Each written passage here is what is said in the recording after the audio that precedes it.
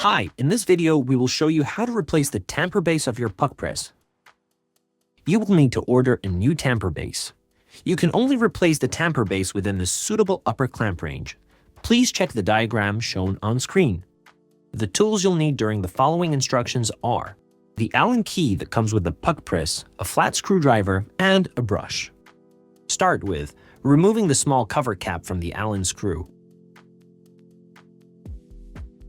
Press the set button. The tamper base will come down and CL will appear on the display. Loosen the tamper base Allen screw and remove it. Loosen the tamper base from the thread by hand, clockwise. Clean the thread and cavity of the upper clamp with a brush. Fasten the new ordered tamper base by hand, counterclockwise.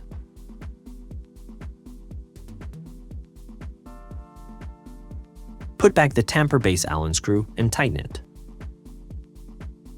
Press the set button. The tamper base goes back up. Put back the small cover cap from the Allen screw. Let's tamp.